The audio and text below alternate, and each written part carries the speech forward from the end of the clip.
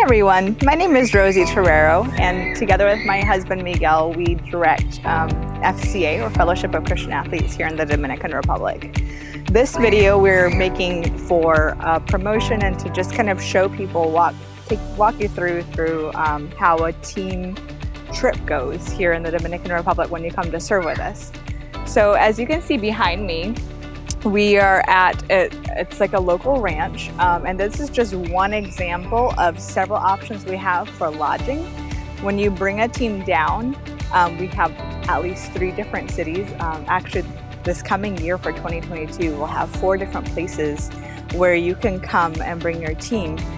So Miguel and I are here in Higüey, which is where we're at right now recording, and the lodging that we use here in Higüey. But then we also have La Romana, which is about half an hour from us, about 45 minutes.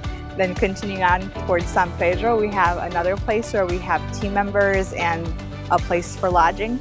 And in Boca Chica is our final destination, where we have several options. What we do, since we're so spread out, is FCA doesn't necessarily have a centralized location where we have team housing or for our teams to stay. We have our central office is in our home, so we don't necessarily have one central location. So what we do is we partner with local businesses such as hotels, or like the ranch that we're here at today, or even other organizations such as YWAM, Youth with Mission, that have places for team lodging or have spaces for groups of people. And we make sure that we know the people and have a relationship established with them beforehand, whether that's with management or the owners of the places, and make sure it's a safe and secure place for our team members. So we want to show you a little bit of what it looks like here in Higüey, but keep in mind again that this is just an example. All right, so we're going to give you a bit of a walkthrough of one of the cabins on this ranch of how lodging looks, and you'll see that most of the time the spaces are shared lodging, shared spaces, but we make sure that each person gets their bed, gets their own bed. There is, depending again on the location, sometimes we are able to have separate rooms for married couples or for the chaperones. Sometimes they're more like a bunk house, like at YWAM's Mission House. But here we'll give you again an example of just how our lodging looks. Again, it's to show you how we make sure that you are comfortable, you have beds, and that you are secure and safe, and that your needs are provided for while you're here with us. As far as COVID protocols go, each place, again, the food is a little bit different, but we make sure that we make sure the food that is prepared, or the food that we do get, is prepared in a good way, in a clean way. Most of our lodgings have at least breakfast and dinner at the place, and then we'll do lunch outside when we go with ministry work outside of where we're lodging. Anytime that there's food involved, we have already checked beforehand, even before this year, even before pre-pandemic. We made sure that health protocols are followed, and that nobody gets sick from the food that we are able to provide on our mission trips. Current protocols for COVID in the Dominican Republic are actually pretty easy for us to follow, thankfully, which has been good for the few teams that came this year and hopefully for the teams that come in 2022. So currently, whenever you enter a public space, masks are still required, so make sure you bring those along. Most private places, they are not required anymore, so you might need them where you're going to stay, or you might not, depending. We will communicate that with the team leader beforehand. And then as far as activities and how many people can get together, outdoor activities are always permitted as of now. So that has been very helpful for us because all of our activities are outdoors. We'll always communicate with the organizations or the places where we take you to beforehand to see if they have additional protocols or not. One of the main points of this promotional video is to just let you guys know what it would look like if you bring a team in 2022. So our model for team trips is pretty basic if it's a sports trip, which over half of our teams are. Most of the time on a sports trip, there's a team of baseball or basketball or other sport like that. Or sometimes it's a mixture of experiences who come down and are able to do some kind of ministry work in the mornings, such as help with a work project for a coach, like a house project or re-roofing or installing a bathroom or something similar to that in the mornings. Or sometimes they've even repainted local schools, places that our staff have relationships with. And then the afternoons, that same team will oftentimes run clinics, sports clinics in their sport of capacity or choice, which is, they're basically like small day camps. Or in other instances, the mornings are spent playing competitive sports, especially when we have baseball teams. Playing competitive sports in the mornings and running the clinics or small day camps in the afternoon. This past year, we've had a basketball team that came down, or a team of about 8 coaches who ran 2-3 day camps while they were here, full on camps. So for 3 days, 60 plus kids came in the morning to the first camp, and another 60 plus kids came in the afternoon to the second camp. And this group of coaches came down through Hoops for Hope and had their whole program set beforehand, and were able to run the camps while they were here and just really help improve basketball skills in our town where they were serving.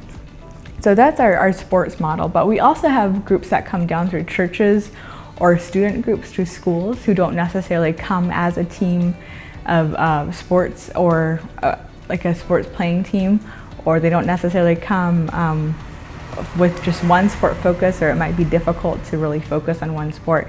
And in those cases, we often will look for relationships with other organizations that are in our communities that we serve. Some examples of these would be Compassion International might have a day program in some place, one of the places that we serve. We have gone and done BBS there in the mornings with teams. Or in other places, there's a girls' home that we go and we can minister to the girls, do activities with them. Or YWAM, we have partnered with before in the past. So places like that where we have relationships with, and they are in local communities where our staff work, and the kids are impacted as well through that. So it would be up to the team leaders to communicate with us what their strengths are and their abilities to do in these options. And we help set up a schedule for them to bring a program down to do that here. From airport pickup to airport drop-off, our top priority is safety for the team. So you are never left alone. Our teams are never left alone. We always have a staff member with you, and during the day we have translators with you. So even oftentimes we'll have a staff member stay at the same location overnight, as the teams do, so that any need is provided, any emergency has a protocol to follow. And safety, even pre-pandemic, has been our priority. So currently with the pandemic winding down, it's very similar, just with the additional mask mandates like we talked about. One additional step that we have had to add to our team trips because of the pandemic, this we don't know when will end or not, is that the U.S. requires every passenger that boards an airplane to return to the United States to provide documentation of a negative COVID test taken within 3 days of flying.